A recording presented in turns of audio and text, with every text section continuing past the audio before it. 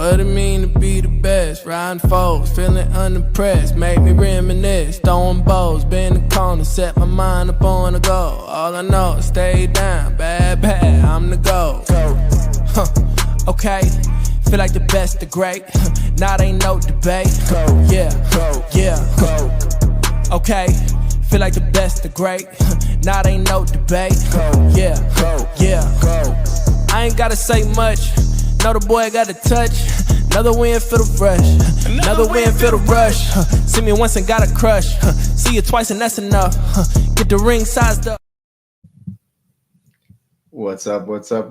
Welcome back. Tell the Truth, episode 65. The Chiefs have begun the climb once again as the offseason gets underway here, leading into the 2025 season, man. We are here in single-digit temperatures, which is always very fun to experience. It's so fun. Yeah. Oh, God. And the Chiefs have made some moves as far as their coaching staff is concerned, some of the futures deals as well. And ultimately, they were staring down being able to retool this roster for the pursuit of another championship as well. DG, how you doing, man? How you feeling? Man, cold. Bitter cold. That's the only thing I can say right now. Chiefs lose the Super Bowl, and then we get the Chronicles of Narnia in Kansas City. So yeah, you ain't lying, man. Like the Wicked Witch is taking over. Nasty work, man. I had to wear my North Face on the plane when I was flying out of KC, man. We had 3 straight days of snow.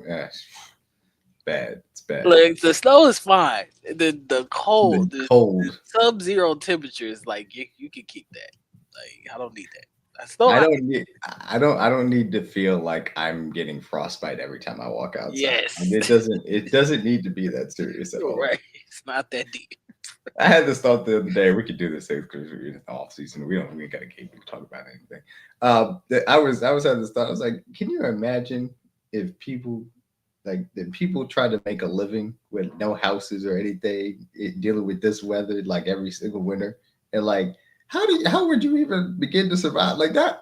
I get seasonal depression just because it's cold outside. I don't know how I would do it if I didn't have a place to live. Like what? How do people? I don't understand. That's I don't know how all them expansionists, westward people did it. I don't know, man. I was definitely born in the right You're area. Right.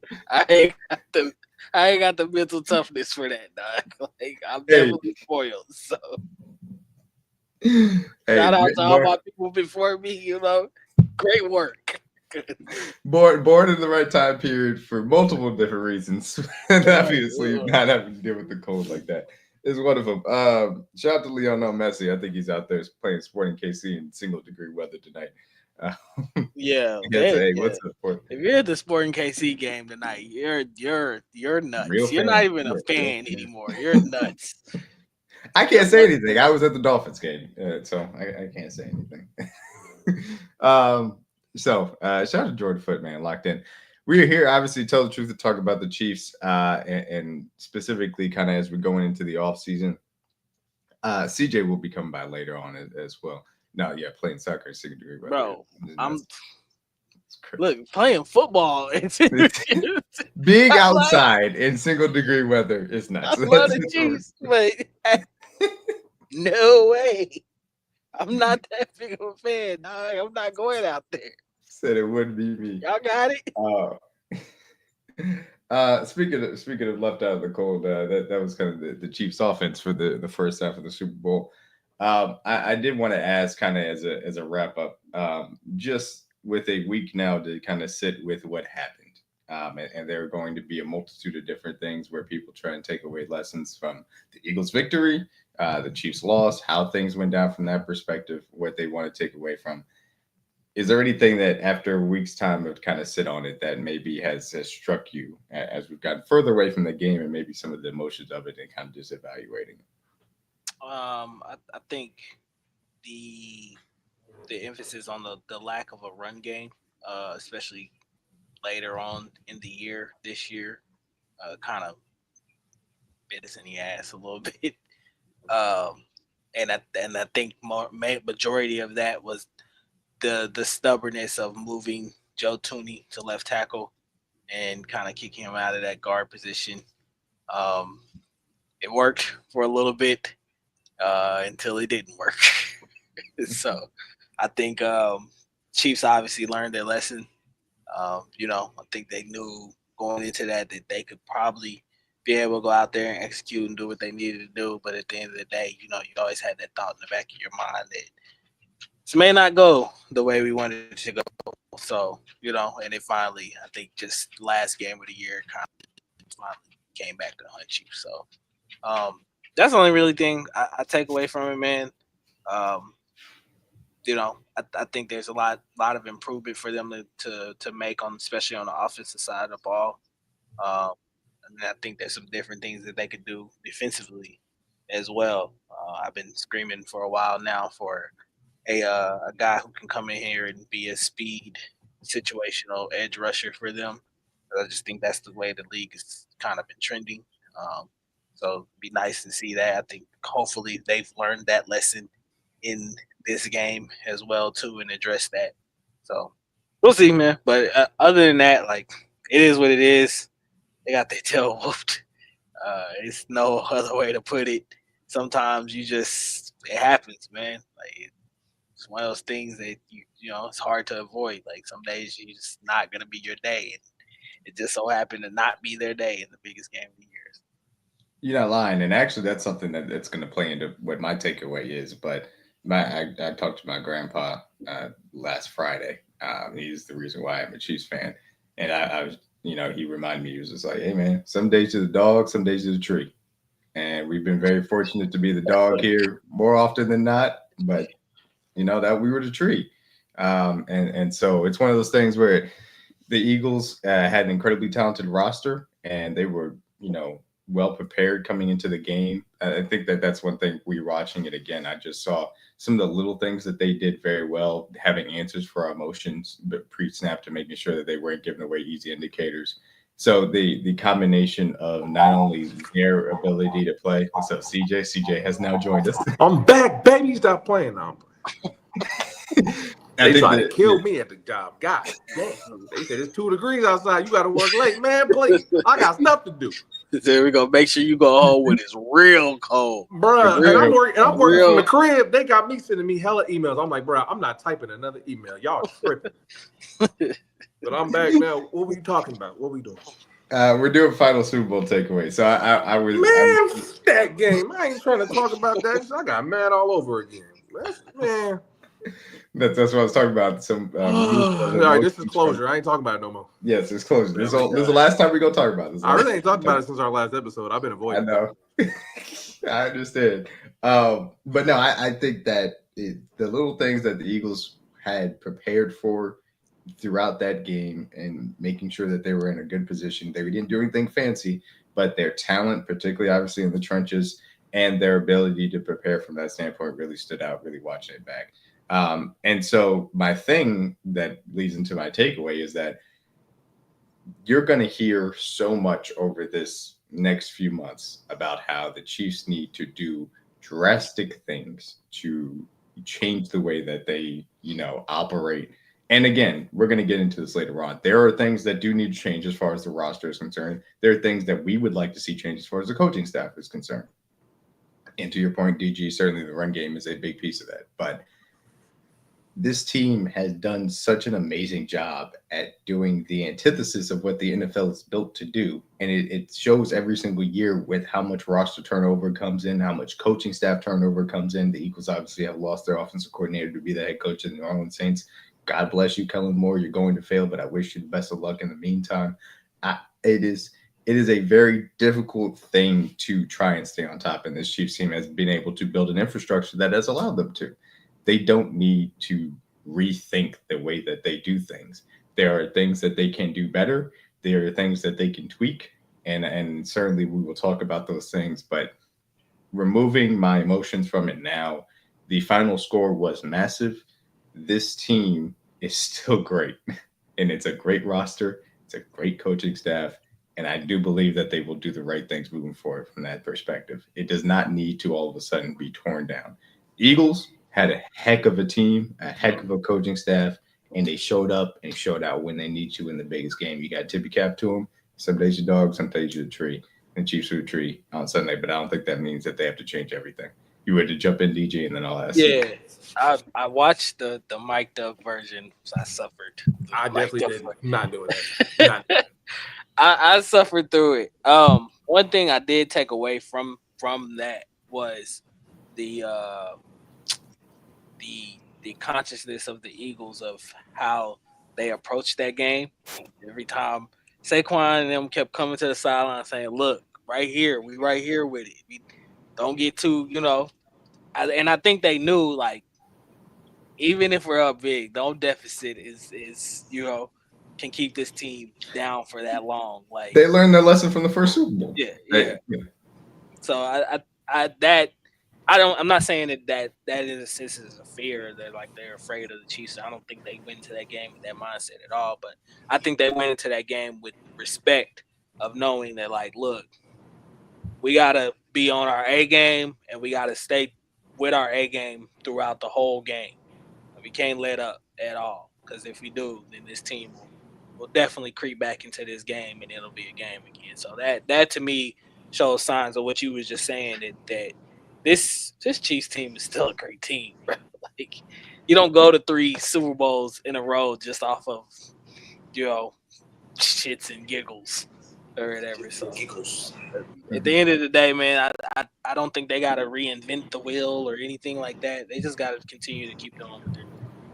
Yeah, and I'll say that real quick is just the same way that the Warriors, the Stephen Curry Warriors, or Stephen KD Warriors, same way you look at any of the Tom Brady Patriots teams. Like, when you're dealing with this level of greatness that the Chiefs have been able to, exemplify for the last, half decade plus at this point, they are viewed as a team that you got to step on their throat throughout the entirety of the game to win the game. You can't let them have any life. And that's what the Eagles did really well. And you got to give them all the credit in the world for being able to do that. But they're viewed as that as saying, hey, we can't let them get any type of breath, because at a certain point that they can come back to. So that's just another level of that respect being shown there, certainly in that. Go ahead, CJ. You have any final takeaways before we officially turn the page and move on to the offseason? No. Defense, y'all did everything right. No complaints. Even after we had 3 straight 3-and-outs, which makes no sense. We got a turnover off Jalen, which I knew we would get, and we got it via blitzing and forced him to throw a ball in a tight window, and he hit him early. The ball was short. It was a duck, and then obviously B. Cook made a play on the ball. Beautiful play.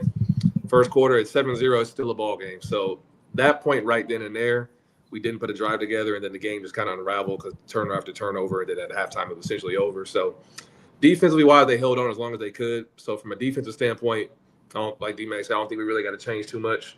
Obviously, we all knew coming, like, everything that was like exposed or a problem for us that went after the game, we already knew about. So there was no new things that we really learned from that game that we already didn't have on our off-season schedule of things we needed to improve upon. Pass rush, we knew was a thing that was needed. Obviously, we want to bring Hollywood back. We knew left tackle was an issue. Left tackle has been an issue for the last 4 or 5 years. That's not like the first time. It's just eventually the well ran dry, and we've been dealing with that for the last 5 years, and it makes people appreciate how good Eric Fisher was. And no matter how good you hated him, he was here for 7 years, and he was a starter for consistently. He was never elite, not the best in the league, but he was solid and available for 7 straight years. Unfortunately, popped his Achilles in 2020, and things have been kind of snowballing ever since. We've been trying to patch it with a Band-Aid, and to Veach's credit, he did try to clean up the position by going after a guy like Trent Williams. He just chose San Fran, because if he would have made a decision and came to Kansas City, we wouldn't be having this conversation right now. We'd be 3-time Super Bowl champ if Trent Williams was a Chief. So, or maybe you'd be talking about the right tackle position. I'd be talking about that one more. So, and I'd much rather be talking about that one than the left one. But overall, I mean, nothing really to take away defensively. Most of the guys on the defense are really young. Obviously, we knew Charles Minnie, who was on a 2-year deal, so we'd love to see him come back. But I understand if he hits the market and decides to go elsewhere. I think we've kind of set the standard, like DG said, about what the Chiefs are. People know who we are for this organization means from up top down to the players. So I think we'll attract guys that may want to take a little less money like we've done the last 3 years to come here and try to complete their careers and try to win championships and build up their market like Hollywood Brown should do. But at the same time, offensively, nothing really is on the table that we already didn't know. We know the offense is going to transition away from Kelsey like we've been doing the last 2 years, and it's going to be wide receiver centric and focused on Rasheed and Xavier Worthy and figuring out what they do best in this offense and building on that for the future. We need more speed and explosiveness at the running back position. But everything the Eagles did wasn't really nothing fancy, nothing special. They played too high. They played two man for cover 4 and cover 2, and they just said, "Hey, beat us," and we couldn't block them. They didn't blitz at all. Their front four just dominated us, and it's for all of the days for us to have a bad game with our old line. That was the worst game to ever do it. So it is what it is. I wasn't really too mad because when they just beat you, there's nothing really to get mad about. They're just better than you, more so than like execution and gameplay and calls down the stretch. Like DG said, I don't think there's a better team that executes in the crunch better than us. So if it had been a one possession game, we actually thrive in those moments and we're very comfortable. So I wasn't really too upset. I had like once D Hop dropped the ball, I threw my phone. I was like, all right, I'm done with this. This is over. Like, I mean, it was already over before that, but that was like the nail in the coffin for me. Like, we can't even catch wide open passes. So it just wasn't our day. The football guys didn't want us to win, but we don't have to change nothing overall dramatically. Our scheme is still good. The things that we were saying about running the football in crucial moments, we've been saying that for the last 4 or 5 years, and it's gotten us to this point, and unfortunately it nipped us in the bud. But overall, improving the running back position, improving the tailback position, the left tackle, getting younger at tight end, which we did with Jared Wiley last year. I like him a lot. Excited to see what he does in the second year, and him being healthy, of course. Nothing really on offense really needs to change from a GM building roster standpoint, like DMac said. We know who we are. We know what this team does well. We just got to build on that and enhance that. And obviously, I would like to have us more picks in the draft. And I was kind of shocked we didn't tag and trade Trey, but I understand letting him hit the market. Would have liked to seen us get some picks back for him since he's going to be such a high-value player. But at the same time, I respect what he's always done for us during his career. So not too many takeaways from this game, honestly. It's just D-line's better. We got to block better. We got to get better units. And I'd like the game versus the Bucks. When we make a mistake, we usually overcorrect it the next year. So everything that came into this offseason was stuff we already knew. So really no new information, honestly. It's just going out there and improving what your weaknesses and getting better and coming back ready for 2025. Yeah, I feel you on that. And we could definitely, I was going to say, I was bringing it up. We could definitely get into, obviously, the large-scale takeaways as far as the offseason is concerned. And some of these things that did happen during the Super Bowl are going to inform it. And I think certainly, CJ, we were watching together, just you saw that opening drive. It just felt like on both sides of the ball, this was going to be an uphill battle for just as far as being able to block their front four and being able to, to get it after the offensive line. And anytime that you walk into an NFL game and get that feeling immediately that you don't feel like you're going to be able to compete in the trenches, you're going to have a long day. Because that's what the NFL always is going to be about. And no matter what happens on the perimeter, no matter what happens at quarterback, whatever scheme is popular at the time, it's always going to come down to what is, the big guys in the middle. And I think that we're always going to center it around those guys too. Mo, to answer your question quickly, yes, I do think he's going to be there at 31. I think that he's a little – Ariante? Yeah, Ariante Ursiri. I'm just starting as far as the tackle stuff is concerned. Tackle is my position, or one. Yeah, it is one of the positions that I'm going to be handling as far as our Tell the Truth trio, and we'll talk more about that as we get closer to the spring. But I do think he's going to be there at 31. I think he's more of a second-round player. If you trade back and want to get him, I understand it. I do think that he can move into guard. It's really just the hand usage that is a concern from that standpoint. And we'll see how that goes. But I think that he's really good as far as the run game is concerned. So if you want to get a little bit more physical, I would understand that pick as well. But these things, and I'm glad Mo said that just from the standpoint, everything that we kind of hear about a lot of these prospects right now is not all that relevant. Everything as far as the draft process changes their value.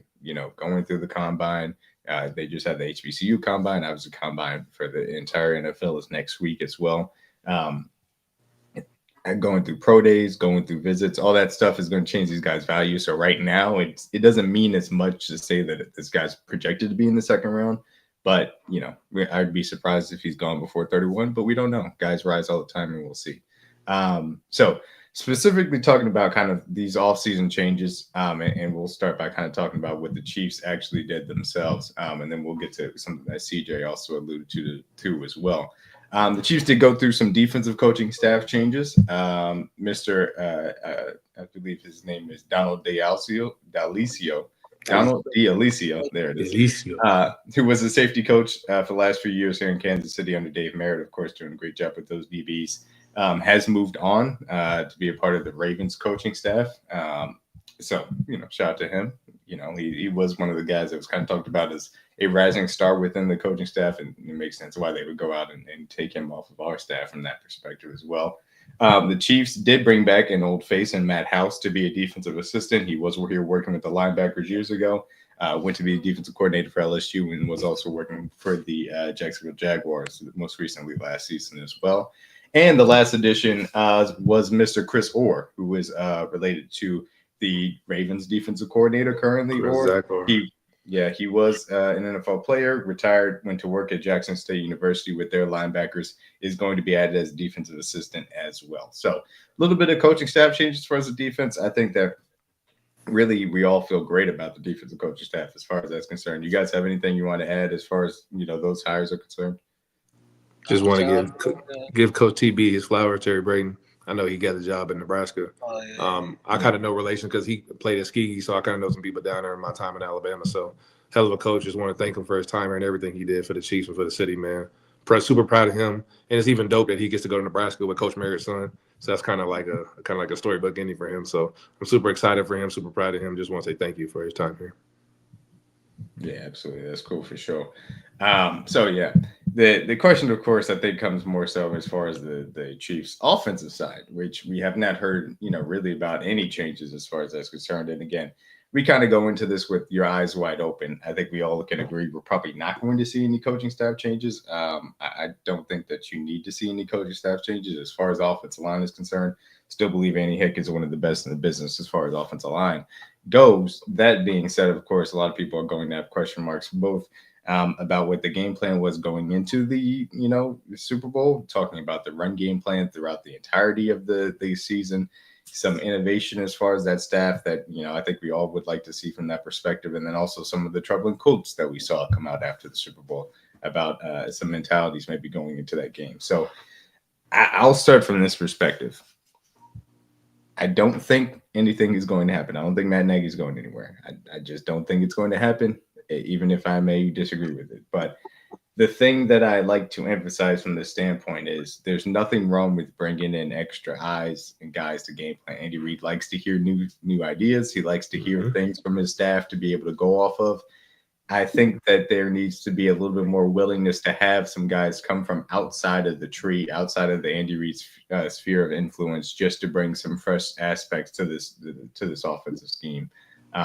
And some of that under center run game, some emphasis as far as getting after it, allowing your offensive line to move forward, getting some of that play action scheme truly back into it, not necessarily shotgun run. Of course, we'd all love to see those things. In addition to what we talked about the run game already, but I mean, talk to me about what you guys would like to see as far as the offensive staff is concerned, realistically, I suppose, going into this offseason.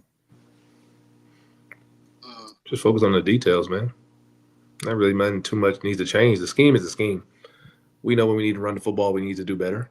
Obviously, we all are not a fan of us running the ball out of shotgun. We've been saying that for years. That's like an Andy Reid classic, so there's no really complaining about that. But the biggest thing is just Pat just taking his check downs, being more clean with your footwork, like DG mentioned on our last show. Doing the things you're supposed to do. Like, I was like getting rid of the ball quickly and not necessarily forcing the ball downfield. Your shot's going to be there with a guy like Xavier Worthy. There's no need to change that. But the biggest thing, we just got to get younger, got to get more explosive in the running back room. We all knew that coming into the season. Pacheco's a hell of a back, but he has limitations. Kareem's a little older. So I think all the things for this offense that we can do better. Obviously, the offense is centered around number 4. Obviously, he's going to be our go-to guy whenever he gets healthy and gets back rolling. He was primed for a 1,200-yard, 12-touchdown season, in my opinion, the way he was looking the first, what we see him for 3 weeks of the season in L.A. So if we get him back rolling, offense goes around him, Xavier Worthy eats off of him. Hopefully we can get Hollywood back so we can get that 1-4-5 trio going. Kelsey will be a situational player at that point in his career, which I have no problem with doing. And then obviously if we get younger at the running back position, and then the biggest question mark is, what do we do at left tackle? I think scheme-wise, we don't really have to change much from a staff point, in my opinion. Andy is Andy. He's one of the best in the game ever. You're not really going to ask him to change much. Situationally, do we need to be better in that game? Like DG said, yes, absolutely. But overall, I'm not going to ask you to change an offense that had Pat throwing for 4,000 yards, every year he's been in the league and had 2 5,000-yard seasons. I can't really tell you to change anything, but be better situationally would probably be the biggest thing I would say. So you can cry about Nagy, about being harder on him, which is ironic because y'all hated EB and wanted him out of town after that Bengals game. So that's kind of funny. Hearing this now is an epiphany. But nothing scheme-wise needs to change. Just got to be better situationally, which we've been good at all year. It was just sad to, like DMac said, see us come into the game and not start the game off with a physical mindset to run the football. That was probably disappointing to see for me, DMac. Outside of that, nothing really needs to change. Yeah. Go ahead, Yeah. DJ. I agree. Offensively, they just they gotta stop just being stubborn sometimes, man. I know that you have this all-world quarterback that can make any throw at any point in time, but at some point in time, you gotta know you gotta give him some help too. He can't do it all alone or whatever. I just think the emphasis on the run game has to be of importance next year. Pat has played in this league for 7 years now and has not had a guy go over 1,000 yards, which is crazy to me. That he's been in this league that long and hasn't had that or whatever. And I just think that it'll alleviate a lot of the pressure off of him to have to do what he has to do out there, and also to kind of get defenses to switch up a little bit on you. To me, this kind of goes back to when was it like 2020, 2021, 2022, or there when everybody started running kind of too high shell on us, 21.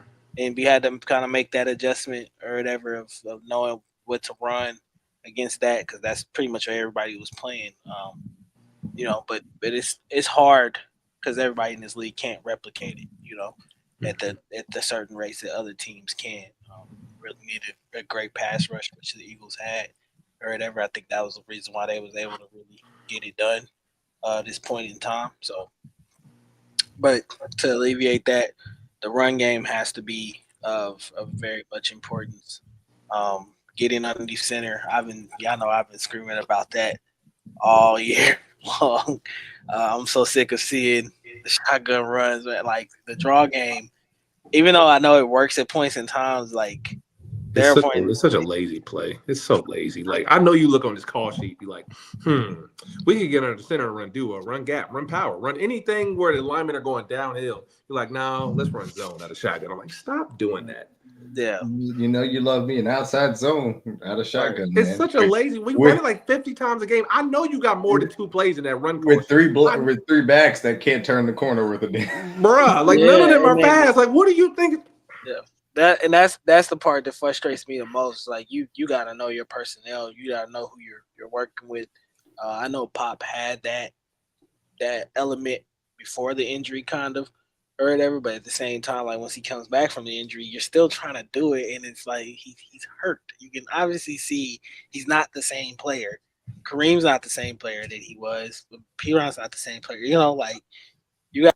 I just think, like, if you're gonna do that, then go get the guy that can do it. Thank you. If you really want to do that. Like, when Jamal was here, yes, Jamal can do that. He has the burst and the speed and everything like that. One cut and he's gone. One hole, and get him into the secondary level and he's out of there. But you just don't have that guy no more. Like, so why are you doing it? If you're gonna run the ball, line up and run the ball. Like, just you did it for a whole month with Kareem. And then you go into the Super Bowl, you're like, nah, that ain't gonna work. Like, what? We y'all were abusing Kareem for a month straight. Now we just can't give him the ball.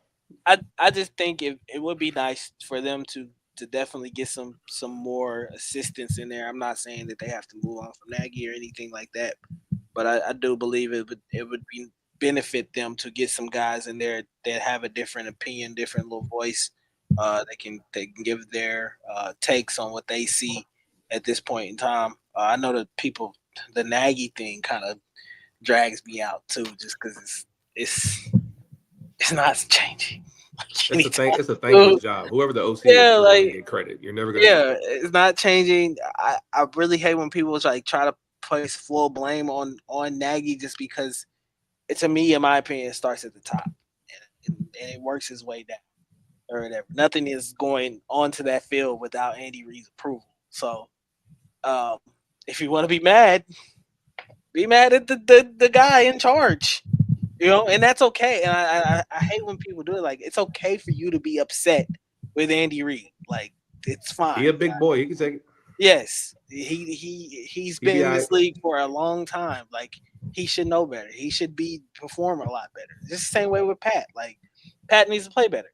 Like it just is what it is. It's okay for you to criticize those guys and Not still a be cardinal sin. fans of them and support them at the same time. Like so, Yeah, I mean, um, yeah. Go sorry, keep I, going. I don't think it's changing anytime soon. It is what it is at this point. But them bringing in another guy to A run game coordinator, please. yeah, Please. please, man. I agree, Fix it. and there's something to be said for just having a guy that's going to go out there and say, "Hey, You scout run. I'm looking at this defense. They don't block this particular run well. We've been able to run it. Let's have it be our bread and butter." And I think that when you talk about the burden that's placed on Mahomes' shoulders from that standpoint of not being able to rely on a run game, I think that has kind of caught up in a similar way to, kind of the dink and dunk mentality is kind of caught up. So I think you have to be able to establish your mentality as far as the run game is concerned. Like we talk about the talent from that standpoint, who's along the offensive line, not having the running backs, etc.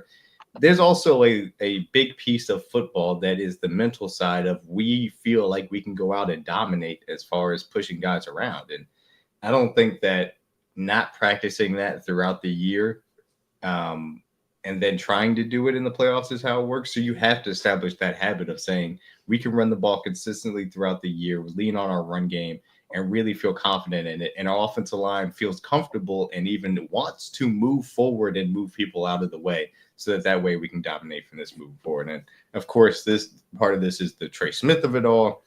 Joe Tooney back to left guard. That's kind of a specific personnel, kind of conversation. But as far as the offensive staff, establishing that mentality of the offensive line of we want to dominate you both in the run and the pass game, and particularly being able to move forward and rely on that run game when we need to. And ultimately, being able to have that run game to take advantage of those light boxes then brings you into the ability to get back to an explosive pass game where you can get over the top of guys because you feel like you've added to this wide receiver core effectively to do so, create some of those explosive plays back into the passing game. Those things go hand in hand, and until they really change that mentality, then you're going to see a lot of the same that we've seen the last few years, which is disappointing given, how good this offensive coaching staff is. I should say how good Andy Reid is specifically and how good Patrick Mahomes is from that standpoint. So and that is on Pat too, like you said, DMac, like perfect way to end it. As much as we want to put a coaching emphasis on Andy, which is true because he is the coach, like DG said, if I'm Pat, I know you a competitor, you got to read the room. Like when we were upset, remember he was yelling at Wanye when he got sacked like 3 times in the Oakland game or in Vegas. Mm-hmm. I was like, if I know he struggles blocking coming into the game, and even if you want to give him a series to prove himself, to show what can he do against better competition, he clearly has shown he's underwhelmed. And you continue to go out there and let them call these plays. You know you have the right to go out there and tell them, hey, we need to run the ball, right? Or we can get under. Well, we don't know that, though. We don't know that. It's just I agree with you. I agree with you, though. If he I don't care how it gets done. You feel me? But I think in the way I would frame it is that even if he doesn't have the freedom to change the plays, which we don't know. I'm more so like talking in the huddle, like, hey, we need to run this. Like, yeah. But I'm saying like when you talk about the RPO game, making sure that you're committed to having that run element be a real thing. And we talked about it in the Super Bowl that they had an opportunity the second play of the game to really to actually have a nice run possibly into a light box. But if you don't have that element to it, then you're taking that away. So it is on Mahomes to that extent. If he can change the plays, sure. If just the simple fact of being more willing to hand the ball off as well from that standpoint too.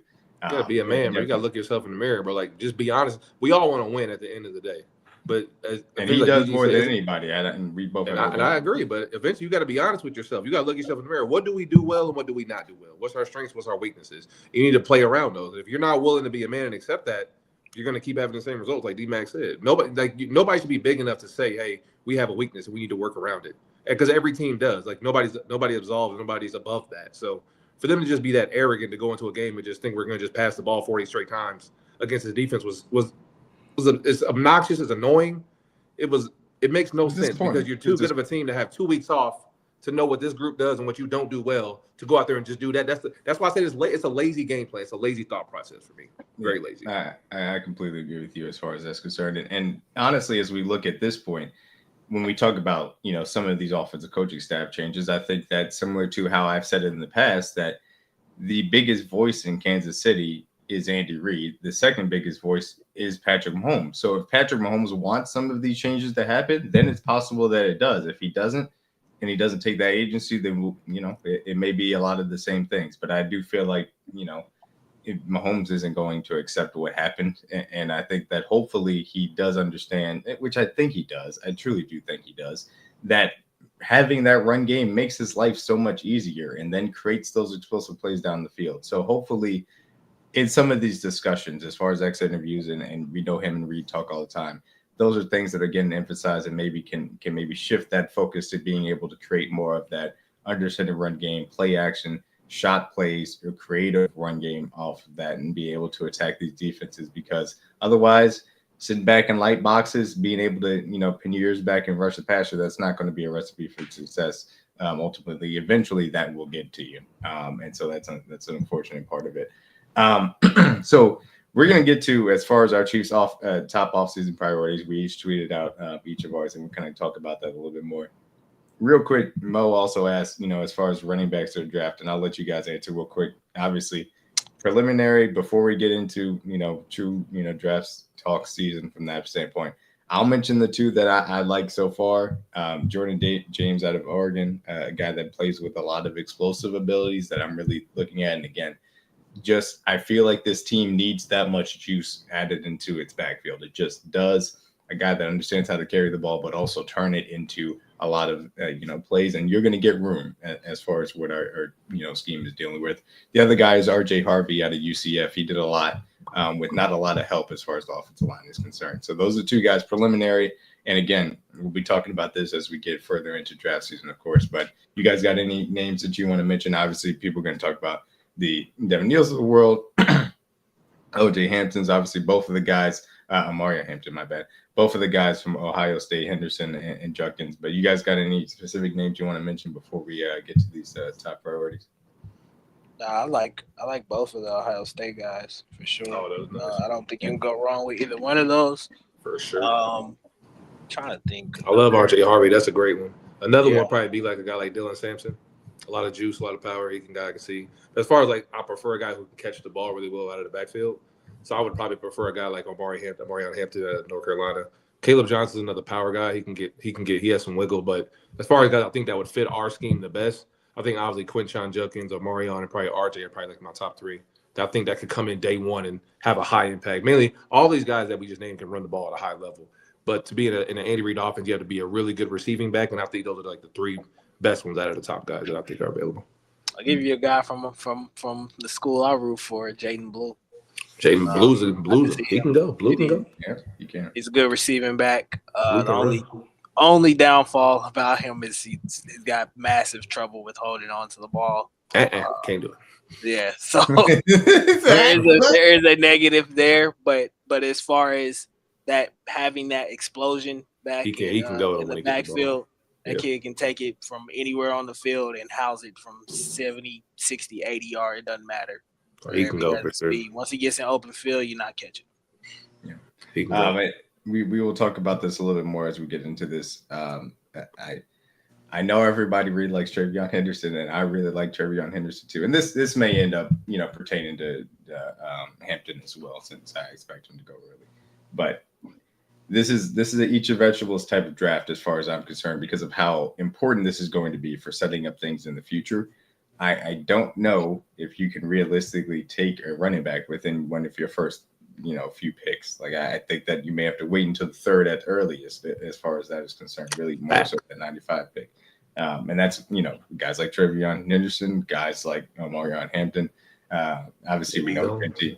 Guys like Sampson, those guys may be gone by the time that we get to the realistic spot where I would feel comfortable taking running back. But I've always been somebody that's more of a third round or fifth round, range as far as get your next running back from that perspective. So that's just me. It's how I look at these things, especially for this team right now and the investments that I think that they need to probably make in the trenches that will take more priority, which will be reflected, of course, in our top offseason priorities.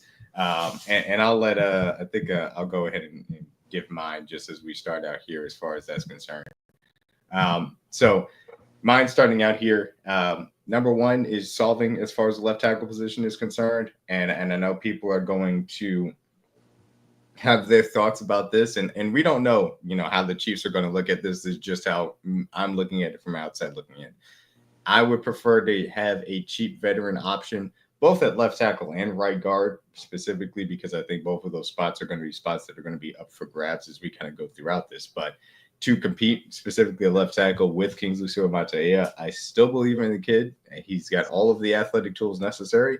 I don't think 2 games are instructive of what his entire career is going to look like. I think they need to rebuild his confidence and give him the opportunity to earn that left tackle position again, but also have a safe floor with a veteran option to be able to, ensure that things are not, put yourself in a bad position as far as that's concerned specifically. And I think there are opportunities for some of these tackles. Obviously, Ronnie Stanley is a guy out there, but there are other tackles out there, and I would not be opposed to just simply bringing DJ Humphries back either. For the right price from that perspective. Secondarily, re-signing Charles Omenihu, I name him specifically because I do believe as far as pure pass rush is concerned, he's the second best guy as far as the Chiefs roster is concerned. And so being able to bring him back in, as far as the edge room, I would be very happy with that.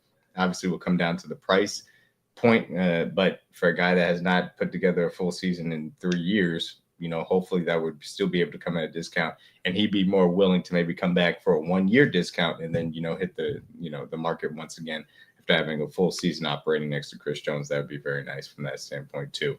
The third, a drafted interior defensive lineman in the top 100. And this is kind of specific to this draft class. I think this is an excellent interior defensive line draft class. I think that being able to have a guy that can be a game wrecker and develop next to Chris Jones, in addition to helping out Chris Jones in that interior, would be massive. This team has had, I think it's now 4 pending free agents, which we'll talk about a little bit later on, as far as the interior defensive line is concerned. So adding a guy next to Chris Jones, Mason Graham here is on the actual thing, but they're a bunch of guys. Walter Nolan, guys that I really like as far as this class is concerned, that I really want to add here. So if that first pick comes into 31 and it's one of the guys that I feel like is really worthwhile taking at that selection to go next to Chris Jones, I'd be happy with it. And so that's why it's one of the top offseason priorities as well from my perspective. Let me go ahead and pull up you guys so you guys can go ahead and give yours from your perspective. CJ, you want to walk us through your top offseason priorities? First off, re-sign Joe Thuney or extending Joe Thuney, absolutely. I think he was easily the most important lineman we had this year. If it wasn't for him, I don't know what we would have done even during our playoff run and even getting us to the playoffs and how deep as we were. So obviously extending Joe Thuney is key. He's a future Hall of Famer, best left guard in football in my opinion, a guy that clearly showed his value playing left tackle for us. So I think that one's a no-brainer. And extending him would give us money, more work with our cap, along with the cap increase that was announced today. That would give us a lot more wiggle room to sign other guys. That goes along to my next move is re-signing Hollywood Brown to another 1-year deal. I would love that for sure because we expected him to be our number 2 receiver next to Rasheed and helping mature guys like Xavier Worthy for the whole season. And fortunately, he got hurt. But when he came back to this offense, you see how much smoother the offense worked and how much it was easier for Xavier and everybody else to do in their natural positions because nobody's overexerting themselves. Everyone's in their natural spots doing what they do. And Hollywood being a guy that could take the top off the coverage and make catches in the middle, intermediate of the field is going to be huge for us. So definitely want to see Hollywood come back on a 1-year deal. Still a young receiver, still very productive. And he was in line for a big year. And I know you could tell by the way he talked to Pat on the audio, like DG said earlier from the game, he was obviously emotional. Obviously, nobody wanted to go out like that, especially given the way the season went and how much adversity we went. So definitely want to see Hollywood come back with another year to prove himself and the ball out with Pat because he was in line for a big year. And then the final move is we've been rotating to left tackle for the last 5 years.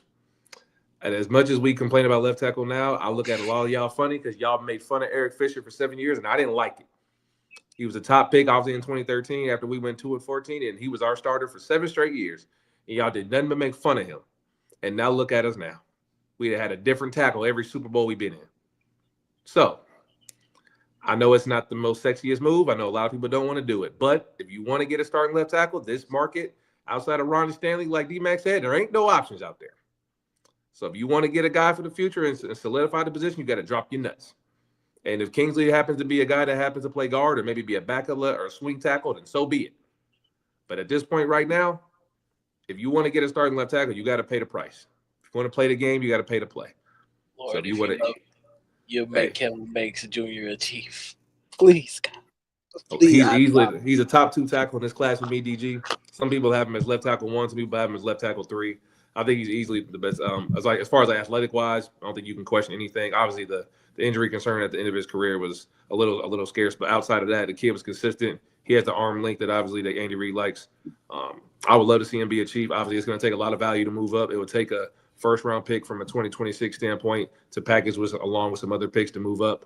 And I know it's a hefty move, and obviously you want to do it for a no-brainer kind of guy. But if you want to get a starting left tackle, this is the price where you have to do it. So unless you want to keep doing the position we've been doing and patching it up and giving Kingsley the job and maybe bringing another guy to give him a challenge, I'm fine with that route as well. But if you truly want to set it and forget it and not think about it, you got to move up and get any left tackle you prefer. But he's just the one that I think that's going to be in a reasonable range from anywhere from 15s to the 20. I think he'll be available right there. I don't think he's a top 10 pick, but I think if you really want to go up and get him, you'll have to make a Trent McDuffie, Pat Mahomes-ish type of trade. You got to move up and give up a first-round pick if you really want to get your left tackle for the future. So that's my offseason top picks. So my thing is this, and I hear you on this, and I agree that Kevin Banks Jr. is a really good tackle prospect. I cannot trade 2 firsts to go and get a guy that I think might be a good tackle. That's what I say. Only if you love him. That's why I say only if you love him. So I if you're moving from 31 into, and he's generally, like you said, in that 12 to 20 range as far as where he's going to end up landing as far as this draft class is concerned. I mean, you're talking about a first and then a 2026 second, and then maybe one of those thirds to try and move up to that standpoint. And that's if you find the right partner, of course, from that perspective. I don't know if this team is in a position to do that because of their limited draft capital right now, and obviously being able to continuously have young talent added into this team in the future from that perspective. And I'm not saying that it's a bad idea. I'm just saying I don't know if it's something that I could probably justify from that perspective. But it comes down to cost, and I certainly understand the position of just saying we've got to get the left tackle position fixed, and that's an absolute fact. DG, I know what you want to say, and I know what you want to address. Go ahead, I'm DG. going to wait until we finish this specific portion, and then I'm not addressing that. We can. But Chuck did say Ronnie Stanley does have too many red flags health-wise. I agree with you to have a significant investment. He's this past season, he was really good. He stayed healthy. I think that might end up getting a team in trouble for whoever ends up paying him a significant contract. Good luck. So good luck. Yes, I would stay away from it unless it was a very minimal investment, which obviously it won't be from that perspective. So Ronnie Stanley is not the guy that I would personally say, but there are other tackle options that I think will be from that perspective they can go after as well. We go ahead and pull up DG so he can walk us through his offseason prior. Yeah, well, Brett Veach already said screw mine because he was like, yeah. For the record, yeah. So Nate Taylor came out on Only Weird Games and said that he did not expect the Chiefs to use any type of tag, whether the franchise tag or transition tag, this offseason, and that would apply not only to, of course, Trey Smith, who is the highest price free agent, but also possibly Nick Bolton or anybody else. So that was the report from Nate Taylor. Go ahead, DG. Yeah, just cover up the tag part. Just cover that. Right. I thought it'd be a move that they could. I don't want to say it'd be feasible because obviously, giving a guy $20-something million on a tag number is pretty significant to your cap. So, but I do think they would have been able to find trade partners. Deal may not have been glamorous of what people would probably project that you're going to get from it, just like kind of how the L'Jarius Sneed deal worked out last year, and everybody thought you were getting the first round, and you really weren't. Knowing that, but so I don't blame them for allowing Trey Smith to see the open market. I think it kind of gives them a judge on where his market actually is.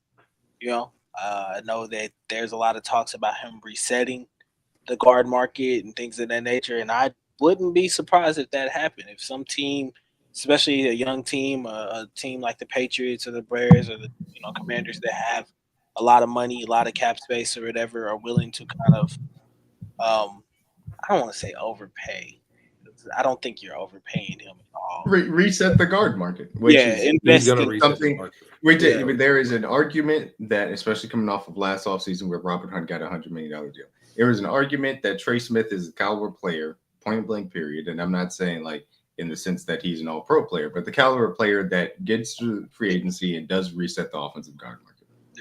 Yeah, so I think it's a lot of teams out there that'll probably be willing to invest a little bit more than we are at this point. But I also think that there's a possibility that he is still here, just based off the fact that I think that he may consider, the situation of playing with Mahomes, playing next to Creed Humphrey, things of that nature. So I know that some of those guys, as his teammates, are probably still in his ear and talking to him. And I know there's a chance for him to go out there and make a massive deal as well too. So I can't blame him for that. Just being a young player, you got to get your coin where you can get it. You got to do it now. Next move being extending Trent McDuffie. I don't think this happens this year. It would be a dream for me if it happened this year, because I just think that from my personal opinion, I think it's something they should get done immediately, before even if it's going into next year. Because I think if next year, if he goes out, he has another off year, that number may continue to jump up, and I don't want him to get to a point where you can't afford him anymore. So I think it'd be super beneficial. I know it doesn't have to happen necessarily in this free agency off season time. You probably can get a deal extension done closer to camp, kind of how they did Creed before the beginning of the season. So I kind of expect that's kind of how I think Veach kind of operates as well too. I think there are talks going on into that. I just know from my opinion, if a guy's two-time All-Pro and he's going into another year where he might be another All-Pro, I would like to get a deal done before that number balloons and then Cost of the brick going up. Yeah. So doing that, and then I'm agreeing with you, DMac, as far as bringing back Charles Omenihu and Hollywood Brown. I think those guys are two pivotal pieces to this team. I think Hollywood showed glimpses of what he could really look like in this offense, especially late in the season when he finally came back.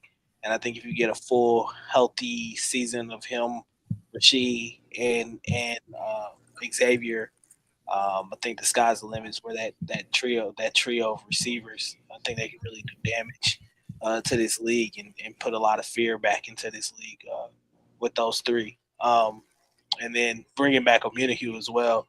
I think he's arguably the best, second best pass rusher we have on this team at this point in time as far as coming off the edge. So I think he's a pivotal piece. I do know that he's probably going to demand what he thinks he's worth. Cryptic tweet season. So he's already kind of put that out there, know your worth. And I don't blame him at this point. I just think a lot of it's going to factor into the fact that he did come back from the injury. So I don't know if he's going to get the deal he's probably hoping for.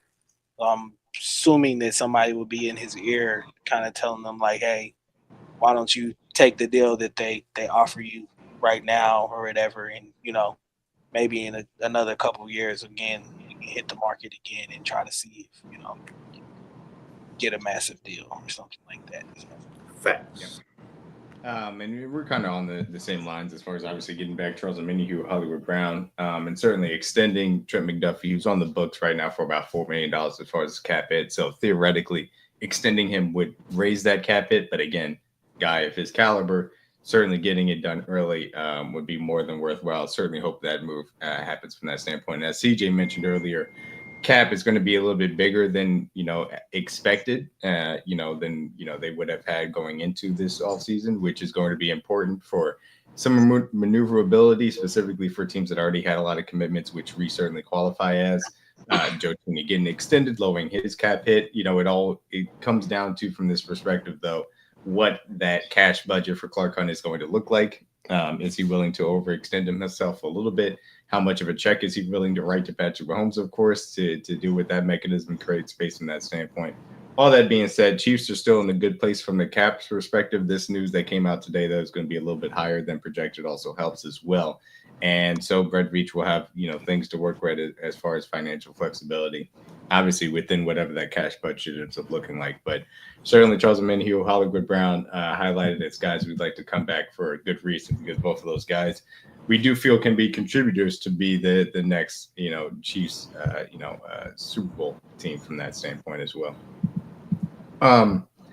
We can kind of just hit on it as far as extension candidates. Joe Thuney, due to more of a cap hit perspective as well on that expiring deal.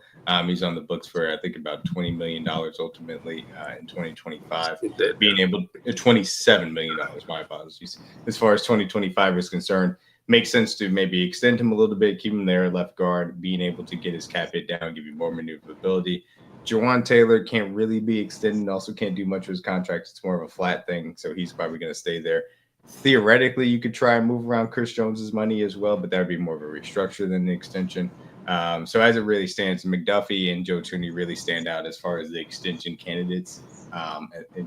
As far as the Chiefs are concerned, obviously Noah Gray did get an extension during the season, which we all were kind of in support of, especially with his growth at tight end as well. Any other guys that I'm not thinking of as far as extension candidates? I think that's really about it. I know a guy that can give us a decision on what he's gonna do. Well, that'd be nice. That was the guy that I was going to end up mentioning here right before we moved on as far as that's concerned. Obviously, Travis Kelce does have a decision to make as far as the future of his career. That man coming back. He's currently on the books for about $19 million. Help us with that $17 million you got coming to you. Give some of that back. He is currently on the books for about $19 million as far as the cap sheet is concerned. I expect that if he does decide to come back, they will end up having that convert somehow into a void year to be able to lessen his cap hit. And if he doesn't, then that'd be about $17 million that'll be taken off the cap sheet for Brett Veach to cut some of that money, Travis. You know what I mean? Call me. Call me. And they are giving him proper time to be able to figure this out. Obviously, they give him, the March 14th deadline or whatever. I expect that we'll hear something before then. I don't think Travis Kelce wants to hold this. I don't think Travis Kelce wants to hold us hostage from that standpoint. But I will say this. I know people are going to probably panic if Travis Kelce decides to retire. I think that there are going to be ways in which they need to continue to add weapons to this team, add juice to this team. But I do feel solid about Noah Gray being a starting tight end. We really liked the Jared Wiley pick as far as his athletic upside. I think that you can go out and get another veteran tight end in free agency and feel good about your tight end room going into next year. The real wild card as far as this is concerned is Rashee Rice's health and then the suspension. If Rashee Rice right now was fully healthy and wasn't under the threat of suspension, then I'd tell you right now I'd feel comfortable based on what he did to start last year. They were using him like the number one target, and he was producing like the number one target. With him and Xavier Worthy's growth, and then you sign back Hollywood Brown, yeah, I feel pretty good about that. Plus the tight end room, and you had a running back as far as that's concerned. But the wild card that is Rashee Rice right now throws a wrench into it. But again, similar to the kind of discussion we had earlier, I don't think you need to panic, whichever way that Travis Kelce's decision goes. And ultimately, it comes back to what you're doing in the trenches and what you're doing to establish a physicality as far as the run game is concerned, too, to add back to this offensive game plan. So those are kind of the thoughts as far as extension candidates and, of course, Travis Kelce's upcoming decision in that aspect, too. Anything else you guys want to hit on as far as Travis Kelce is concerned or extension guys? Speed it up, brother. Let us know. Let us know. Give me something. We got money to figure out. Wrap it up, Trav. I got stuff to do. No, yeah. Let me know, man. Hit my line. Call me. Nah, I think he should. Obviously, it's a big decision. Take your time and figure out what's best for you at the end of the day. But as I said on Twitter, man, I'm all for the Travis. I would assume this probably going to be the Travis Kelce farewell tour. So if that's what he wants to do and come back and play for one more year and put it on the line one more time, think you should go out swinging, man. Okay. Give me. Yeah, I do want to address this now. Give me 2 minutes to do this. So one, yes, Patrick Mahomes can clean up some things with his footwork, and as he gets older, he's going to have to do that from that standpoint. He actually got the ball out incredibly quickly, specifically because he knew our offensive line wasn't going to be able to hold up. So I don't necessarily agree from that standpoint. And you also need the proper wide receivers to do so, which he didn't have. And then when he got them, he started playing better. That's also not true necessarily. He doesn't hold on to the ball too long. Yes, sometimes he holds on to the ball trying to make a play. But again, when it's there in structure, he gets all of it. Also, reads don't necessarily go top to bottom or bottom to top. That's not the way things go. It's not necessarily how it goes. It's you go 1 to 2 to 3, 4, and that's based on the route combinations and what the defense presents. It's not always the same thing. He's actually pretty good at progressing through his reads. Andy Reid likes short, fast guys. He always has, as far as the NFL is concerned. That's he creates space. He wants the defense to have to defend every blade of grass from sideline to sideline. And so that's why he drafts these types of wide receivers. You can't teach speed.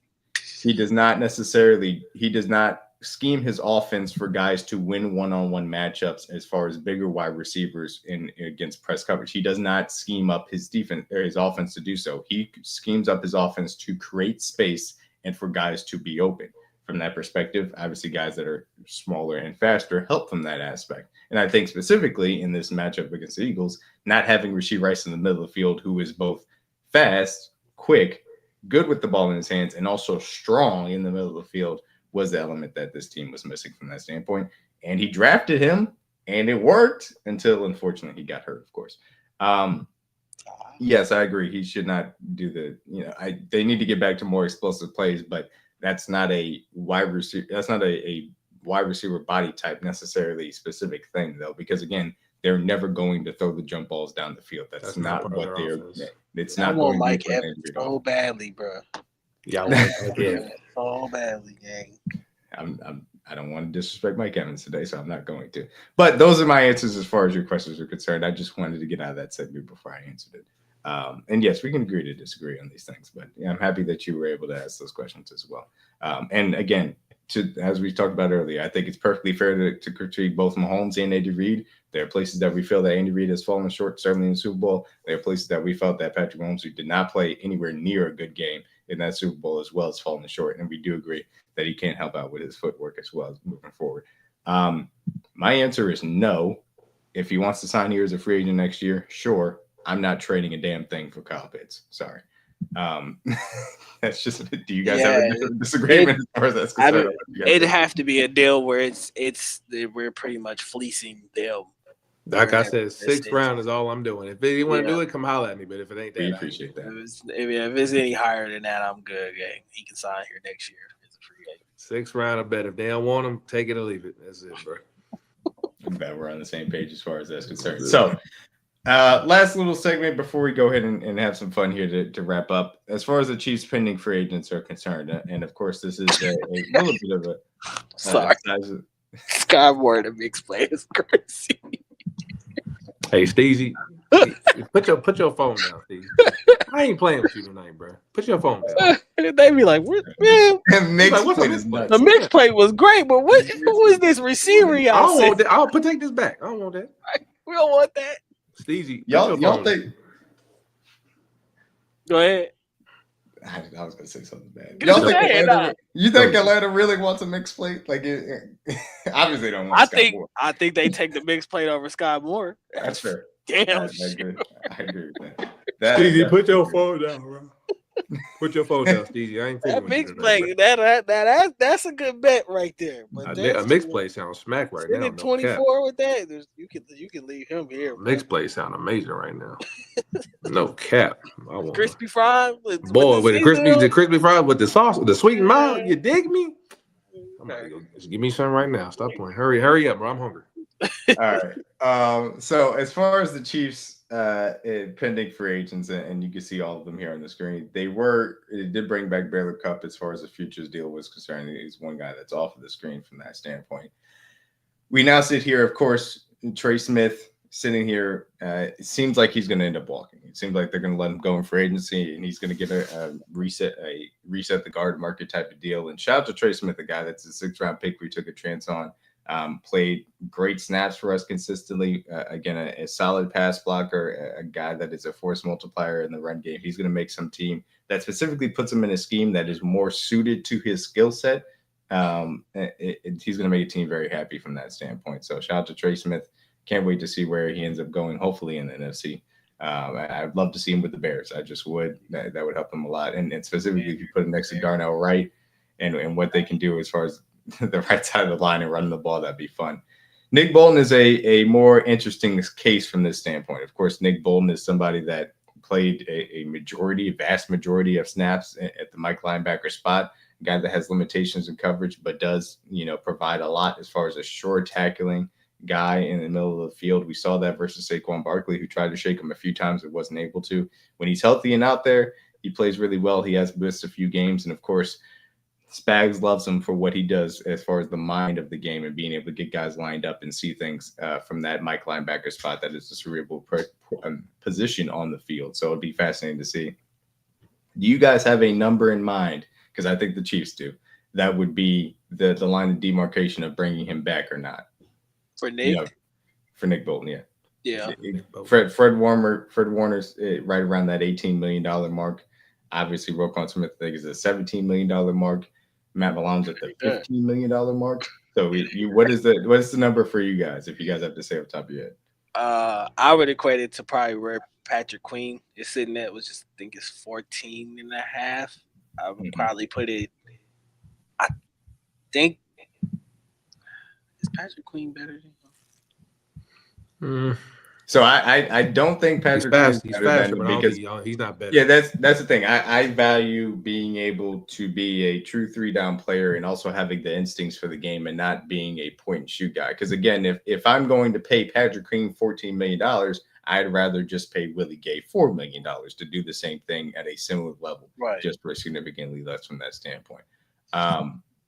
So yeah, that's my thoughts as far as that's concerned. I wanted to double check just to make sure I had it right. So sorry, Roquan Smith is at $20 million. Fred Warner is at 19. Tremaine Edwards is at 18, and then it's Patrick Queen at basically $14 million. So those are the top 4 contracts, and Aziz is at 11. So that's the top 5 contracts as far as inside linebackers are concerned. 14 right sounds about right.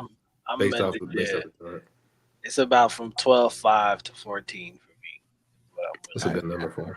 I would be right in that range. I'd say 12 to 13 probably would be the ideal. And then I probably wouldn't go past 14 ultimately if I really had to keep him.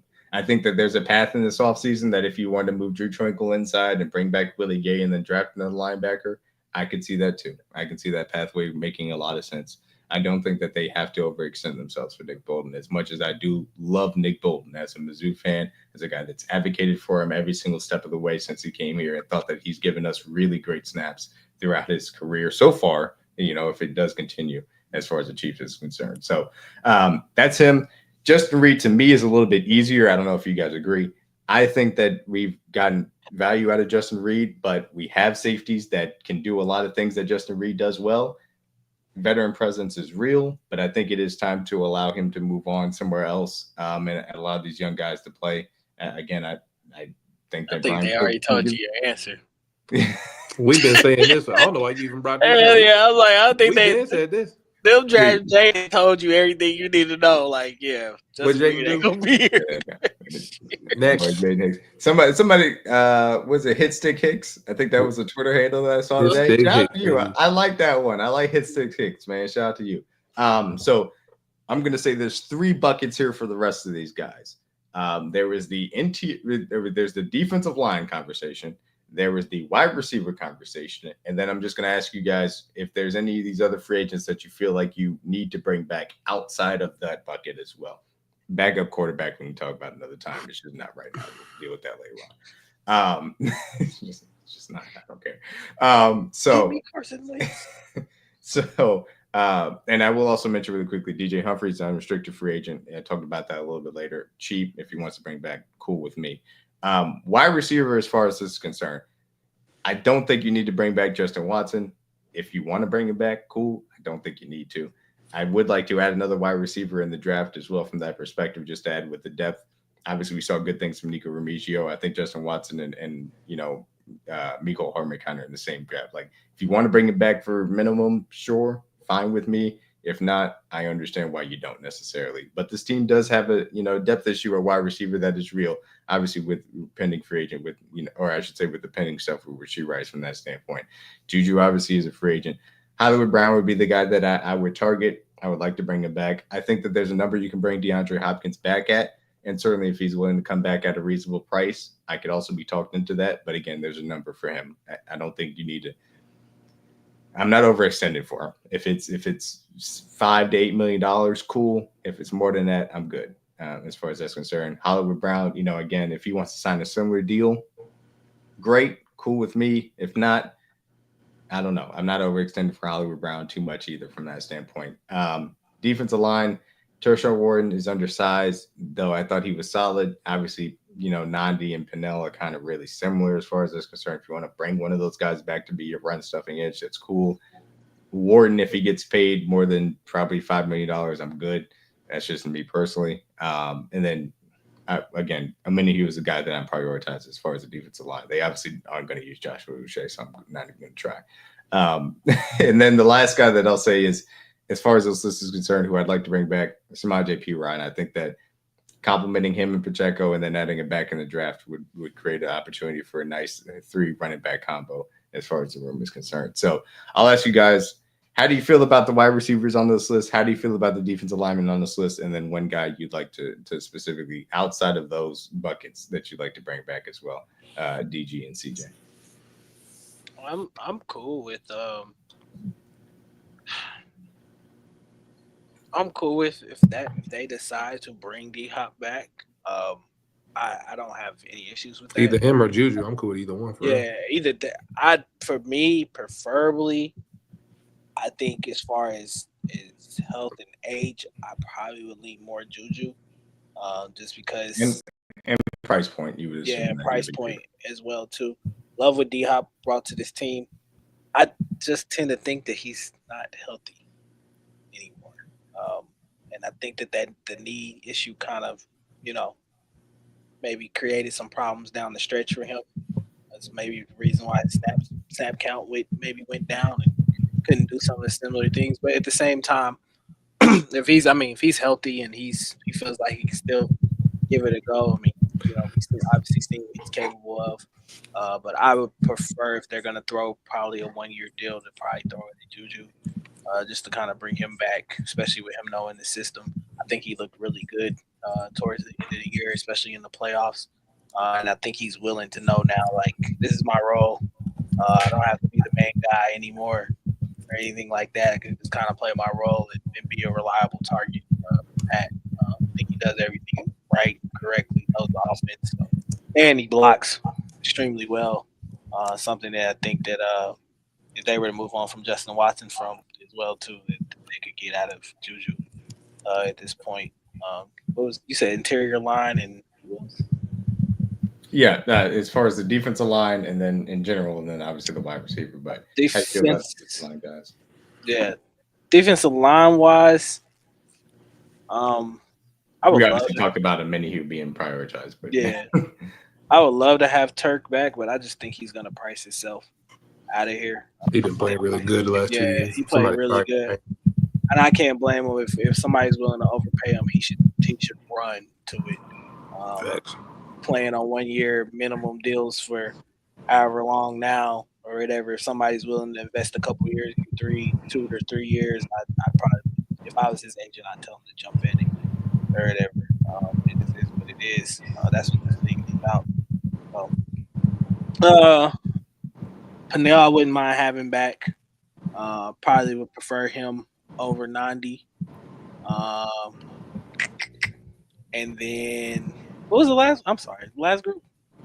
Yeah, and then anybody that you feel like you want to say outside of those two that you want to bring back.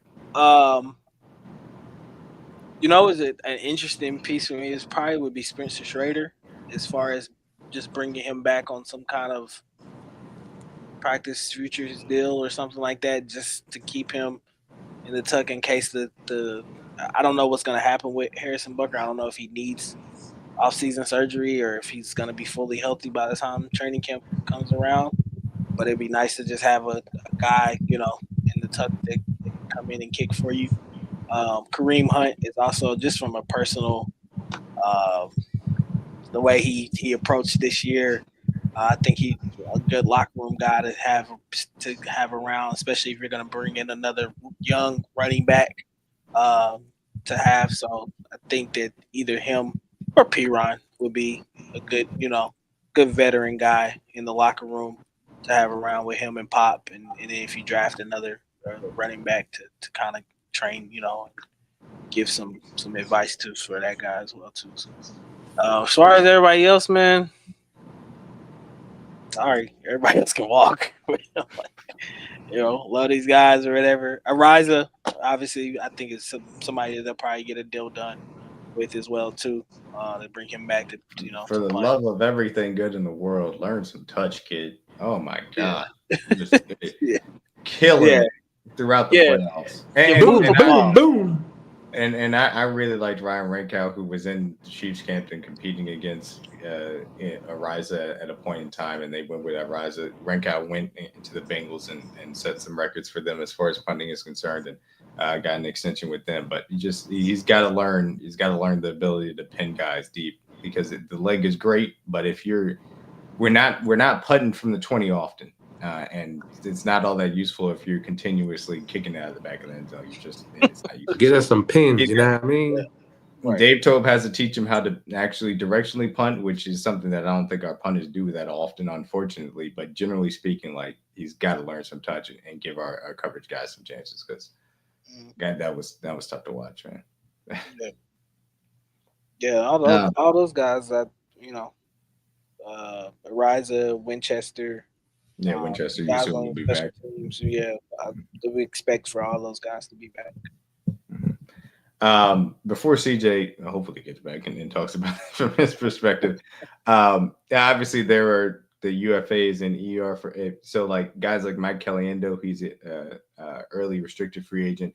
He's going to be coming back. They have their rights. They'll make sure they break him back from offensive line depth perspective. A guy on there that's a restricted free agent, Peyton Hendershot. I would like to maybe bring him back. I thought that he gave us some good snaps. I think that he can be an effective, tight end 3 or maybe just a borderline tight end 4 if necessary. It's crazy how many tight ends we lost this year, but Peyton Hendershot I think would be worthwhile to retain his rights and keep him here from a tight end depth perspective. Obviously, as we wait to see what ends up happening with Travis Kelce from that aspect too. Guy like Najee Johnson, also a restricted free agent, who expect him to be back. Oh yeah, I forgot about that. Yeah, because the Chiefs do have their rights from that perspective too. I don't know if CJ is going to end up coming back, but he did say, Kareem or P. Ryan being brought back, added to Pop for a rookie, so he kind of looks at it from that perspective as the running backs, and then said, like to see Hollywood brought back, as we discussed earlier, from wide receiver perspective, and obviously Nico Remigio to help out that room to go along with Xavier Worthy and Rashee Rice. And I like what you said, specifically about Juju versus DeAndre Hopkins. Like that price difference does come into play. And I think you saw Juju can still help you a little bit in the middle of the field. Seems to be a nice, vibes guy as far as the locker room is concerned. Doesn't give you much on special teams, which, would be something that would move a little bit more in Justin Watson's favor from that aspect. But, I could see Juju being brought back for a minimum aspect from that standpoint to provide some of that depth in the wide receiver room, specifically as we talk about not maybe having Rashee Rice to start the year and having a guy that at least can fill a little bit of that role from that aspect. So definitely understand it from that perspective too. So I don't know if CJ is going to end up coming back, but he does. Then we're going to talk about the pending free agents as well. But the thing that I did want to end up on, and again, we're going to make this a point of emphasis before we go ahead and get out of here, really, with all these shows moving forward as well. I think you didn't say anything. Is just being able to end out just to have a little bit of fun as far as the Chiefs mock draft is concerned. And we'll make things, kind of. I didn't even realize PFF had that. Shout out to PFF. Thank you for that. I was mad that they didn't end up having that. The Chiefs obviously they added their kind of the your picks aspect to be able to see. Okay. what you selected. So the Chiefs are expected to have 6 picks in this draft. One of those will be a comp pick that we get later on officially. Right now, obviously, they only have the 5 that are put up on the board. We'll make a point of using PFF or some other mock draft simulators as we go throughout the process. And obviously, right now, it's just more so for fun and exercise to talk about kind of the positions to target as we get throughout this. That all being said, of course, according to this, I should say protecting that blind side for that really good Oregon offense. There are some aspects in which his anchor is a little bit, question mark, but he does have really good athletic skills from that standpoint. I think that as much as I do believe in Kingsley Suamataia, if they truly do believe that maybe he kicks inside, then I can understand them end up taking a tackle here. Do you have anything that you wanted to add as far as possibly having a pick as far as this is concerned? If we're sitting here and this is how the board falls, yeah, I'd be inclined to just say trade back. But if I had to pick, Ravel would be a guy that I would probably be intrigued at the corner position. He's kind of got that size and frame that the Chiefs kind of like. I haven't watched too much tape on him, but when you see, you can't teach 6'3" at corner. So he plays with like the physicality for sure. That's what Dave Mayer wants in his cornerback. One interesting conversation about this is what are you targeting as far as corner is concerned? Because obviously there's a lot of talk about adding an outside corner. Watson and Williams, those guys are going to be pending free agency, moved off of street, obviously. Are you targeting an outside corner with the thought of moving Trent more out inside? Like, what are you trying to get more help in the slot? Are you going to rely once again on Shamari Conner to be your primary slot guy? Like, so that's going to be an interesting conversation as we go throughout building this out from that standpoint. Obviously, free agency may bring something from that standpoint too. But you go out there and add a guy like Siobhan. He has everything that you want as far as the prototypical corner is concerned. I think there is the question mark as far as his medicals because he is coming off a torn ACL. So we'll see. We'll see from that standpoint. Do you have a quite or which way do you want to go? You want to go tackle? You want to go corner for this exercise? Oh man. Also, because you did mention it, we're not going to trade back only for the exercise. But the Browns and Raiders are trying to trade up here because for God knows what reason this guy is still on the board. I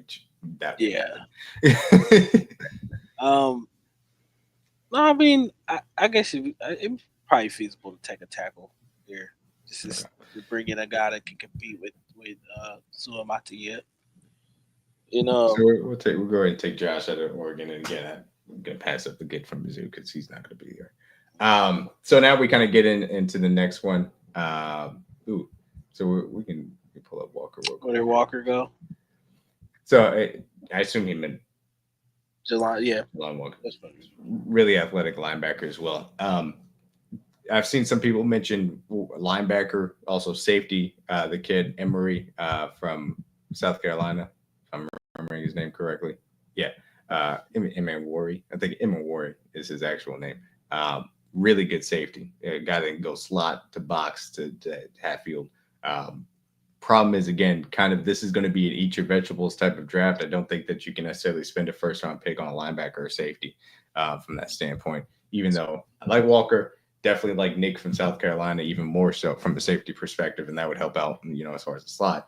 But again, eat your vegetables type of draft. I don't know if you can spend that high of a pick on kind of that rich of a position as well.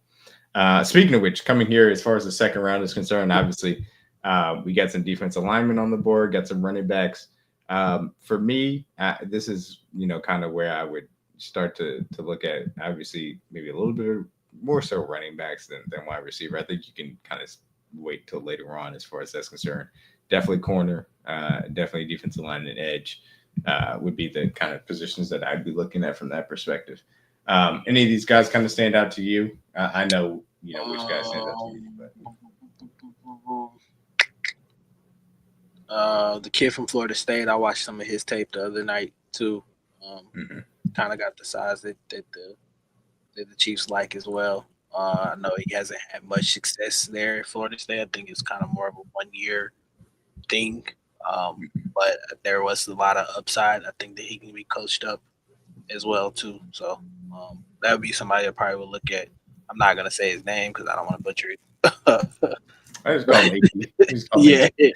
Yeah. But he does. It lacks a little bit of long speed, but certainly like the length again that you're looking for as far as Dave Merritt cornerbacks are concerned. Yeah. Length, athleticism, being able to play at the touch point, definitely. I like Deion Walker right here too. That's a guy that I like a lot too. And then again, I talk about defensive line in this particular class. I like a lot, and this is one of the guys that certainly, as you get into day 2, I'd be taking a look at. Out of Kentucky, definitely plays with some disruption as well. Do you have anybody else you want to mention?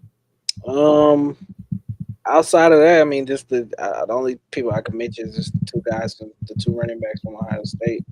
If they're still here, I think that's kind of a steal in this round, in my opinion. I think that they'll be here we're in the second round, right?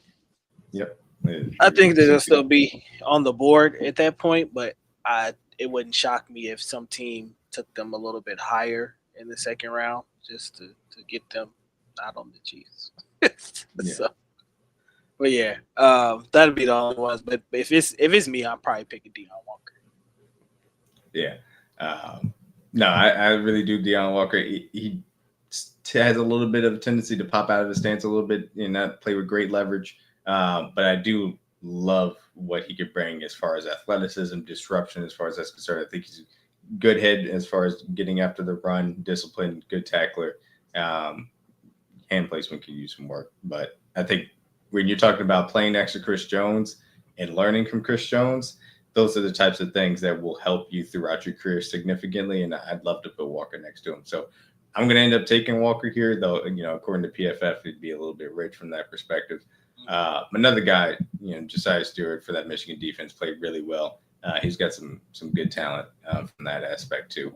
Obviously, you mentioned both guys from running back. Maxwell Harrison, the guy from Kentucky, interesting cornerback pick, but obviously could be talked about later on. But we'll go ahead with Walker, and I do think that second round will be reasonable price for him from that perspective. Obviously, now we get into the third round. And both those running backs from Ohio State are still on the board and have the opportunity to be picked as to DG's delight. Haven't heard a lot. I'm going to ask you this, and I think that obviously running back is certainly a part of the board from this perspective. I've not heard, I'll say, too much about kind of the wide receiver talk coming into this draft from this perspective. I don't think there's anybody really that could sneak into this perspective. Certainly not ahead of these running backs right now. Elijah Arora and Isaiah Bond would be 2 guys that have been talked a lot. My favorite personal tight end, Mason Taylor, a guy that maybe we can take later on in this draft. I really like what he brings to the table as well. And I also like Tess Johnson. This is my favorite wide receiver in the class. So as far as value is concerned, Trey Harris, that kid is very smooth. Also, this is, I'm sorry, I just saw this.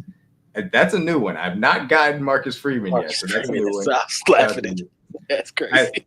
I haven't told this story on stream yet. So when we went to the Bills, obviously the AFC Championship game, and shout out to Bills Mafia. They showed up and they traveled. They left, again with the broken tables, the broken dreams, which I got to make fun of them for. But I got stopped by a group of Bills fans while I was walking through the parking lot, and they were like, "You look exactly like Stephon Diggs." And I was like, "Jesus!" I was like, "I've got that before." So I was like, they were like, "Oh my God, I thought Stephon Diggs was just showing up in Chiefs gear, was going to come up and troll us." I was like, "Oh Lord." So that I got that from some Bills fans. Anyway, we got distracted here. Harold Fernand Jr. There are some interesting wide receiver tight end picks as we kind of get into this day 2 that you can talk about. Again, I don't know necessarily if tight end would be where I would go. More so look at the wide receivers from that aspect. But, for the purposes of where we talked about, if you want to go Trevion Henderson, I think that we can go ahead and go with Trevion Henderson. Hey, if he's there in the third round, for sure. If he is here at 66 and they want running to the podium. And again, importantly, you have addressed tackle and interior defensive line, then at that point, my hands are up and I'm saying you've earned the right then to take Travion Henderson, certainly at 66, and feel good about this. And again, this is the pick that they got from the Jerry Sneed trade. And you talk about adding juice to an offense. Travion Henderson, day one, is your starting 3-down running back. He just is. And don't get me wrong, we salute Isaiah Pacheco. Obviously, I would like to bring Samaje Perine back, and those guys can still help out. Day one, he is your starting 3-down running back, and he is a guy that brings everything that you need from a running back perspective to take advantage of what you have in Chiefs Kingdom as far as that's concerned. Certainly adding him in to this offense would be awesome. So looking at this guy from Texas that I really like, Andrew, definitely plays safety, and he plays specifically the type of safety that I like. He can play that. If you want to put him in the center field, he can play that. He obviously plays, split safety very well again. And that's a type as far as Brian Cook, Shamari Connor, Jaden Hicks, that those guys don't necessarily have that ability to. So he's one of my favorite safeties, probably my favorite safety in this class, just from the standpoint of what he can provide and the value that he probably will be getting taken at from that aspect too. Go ahead and you can talk about Andrew for a second. Oh, man, if they get Bakuba, look, I'll tell you this: the league is gonna hate our safeties with Bakuba and Hicks back there because neither one of those guys play nice at all. Bakuba is definitely a guy that'll come down and take your head off. He plays with no regrets at all. He definitely will thump you, but does have the ball skills as well to play that center field type of thing. Yeah, Makuba and I'm doing cartwheels if he's at 95. But yeah, Andrew's a good, savvy young player, very intelligent, knows where to be, and I think he could probably pick up this defense. I think Spags would love him in this defense as well, just as what his versatility and what he could do. I just love the fact that he hits, he comes down, tries to play enforcer. And I think him and Hicks together, God, teams would hate them. Teams would literally hate them. They absolutely would. They would. That'd be. You talk about that safety room, man. There's a lot of versatility that comes to the table when you talk about lining those guys up as well. I'd love to see what that would look like and what Dave Merritt and boys can do on the back end as far as that's concerned as well. So the other thing that I did want to mention, obviously, we talk about the linebacker and obviously having a number for Nick Bolton and what we can do from that standpoint. Guys like Barrett Carter, guys like Jack Kaiser. If you're going to take a linebacker, it feels like the good ones are going to go maybe a little bit earlier than this. I'm trying to see if we end up missing where the specific one ended up going. Where did PFS? Yeah, there he is. I got Carson out of UCLA, who I thought, has some really nice skills. I think he can step in and really play Mike from day one, really.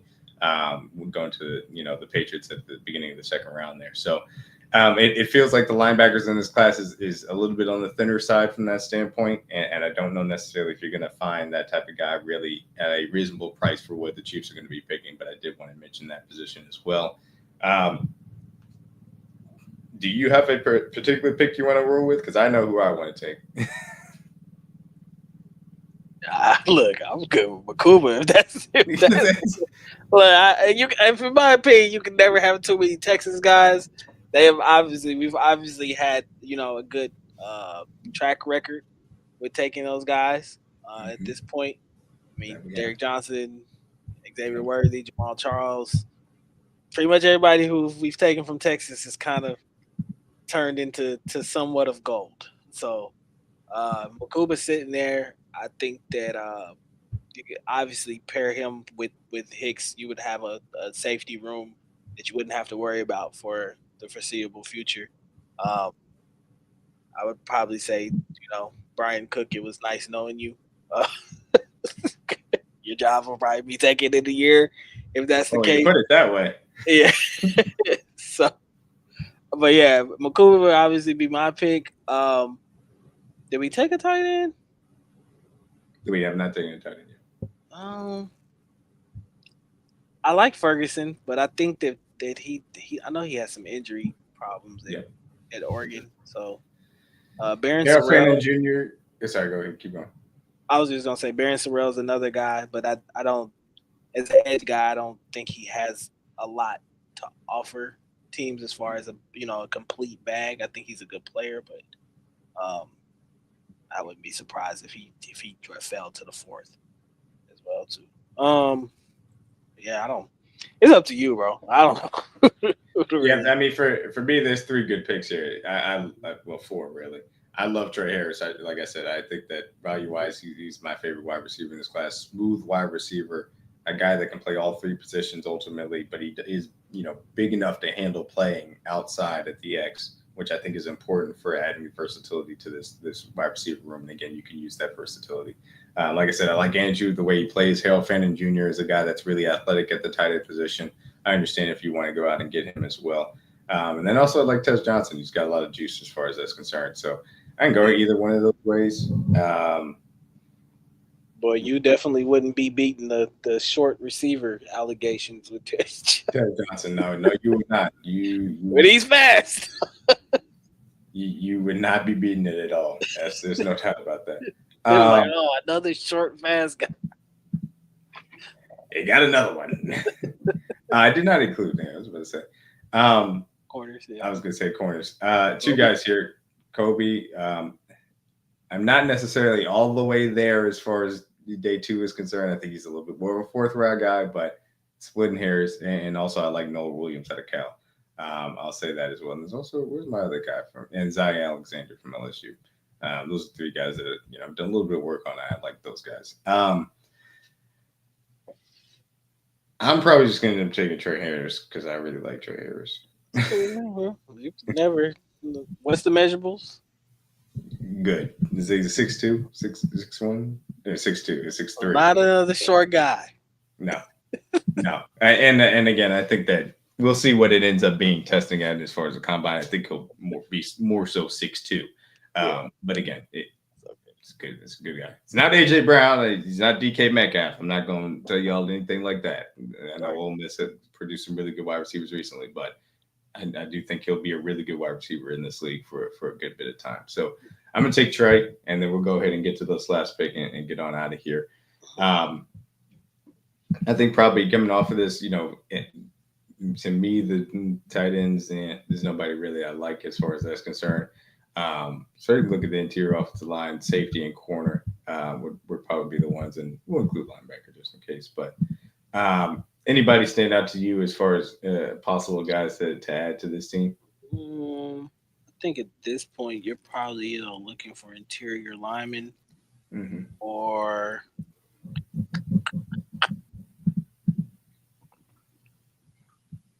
maybe a corner. Yeah. I'm not sure who's on the board still for corner. Let's see, Jacob Parrish. Fair enough. Yeah. Denzel Burke has a lot of upside. A little more of his name, a lot of upside. Quincy Riley had a solid season for Louisville. I'll definitely say that for sure. Yeah. That'd probably be where I'll be looking at. Maybe another. If you don't get a corner in the earlier rounds, they'd probably be going to this route just to see. Maybe if you can find that other outside guy. I would like to see McDuffie return to the slot a lot more. That way, you get a guy with some size on the boundary. I think that would help a lot for the Chiefs. Yeah, and honestly, he's Quincy Riley a little bit on the smaller side. Like he's stouter. I'll say that. Like he's a little bit more. He's about 192 pounds, I think, maybe like 195-ish. But he does have the ability kind of to play bigger than his height, certainly from that Trent McDuffie aspect as well. So it'd be an interesting thing to see if they'd be willing to do that. I think he did play a good amount at slot, if I remember correctly. Yeah, nothing too crazy, just just here and there. So I think that if you wanted to go that route, a little bit on the shorter side, then I can understand it from that standpoint. I think that's really the only other guy that stands out, and as far as the work that we've done to this point. So we'll end up with Quincy Wiley and let it go ahead and finish out as well. So again, Chiefs limited draft space, but certainly with the picks here, I think that's a good use as far as the 5 picks that the Chiefs have in this draft as far as that's concerned. Huh? I was thinking the grade they gave us a B minus. Hey, if that's a B minus, then still be it. Right? I'd be I happy with would. it. I'll be with it. That's I think you get two impact guys in Walker and Henderson. Um, I'd like to see a little bit more. I haven't seen much of Trey Harris, so I probably have to study up on him as well too. But I don't think you can never have it. Enough weapons for Patrick Mahomes, in my opinion. Tackle is probably the biggest position that they probably need to address. I'm not sure if they do that in free agency or the draft, but I think it's something that will be a point of emphasis once they get to that point. Absolutely. So we'll, like I said, as we're into the off season, we'll just finish out with a mock draft every single pod just for some fun. But as we obviously talk about moving forward from this standpoint, we are going to be getting into more of our draft season kind of work as we get into this. Each of us obviously have our positions that we're going to be looking out for. We'll be having our Chiefs, or I should say our positional groups coming out preliminarily next week. And we'll also go through the combine preview, who we're going to be looking out for, what we're looking for specifically as it pertains to the Chiefs scouting, and then also just in general what matters to us as far as the tests are concerned for looking at these guys. So looking forward to talking about it. Obviously, we'll have more of the franchise tag stuff and free agency previews as it goes along. Another mock draft to do for you guys next week, man. DG, anything before we go and get out of here? Nah, man. Follow Kingdom Cast. Follow all of us on our respective Twitters. We having a lot of draft content coming out soon. It's that time of the year, man. All the fun happens. Yes, it is. Yes, it is. All right, man. If nothing else. For CJ and DG, I'm DMac, man. Peace out. Go Chiefs. Jeez.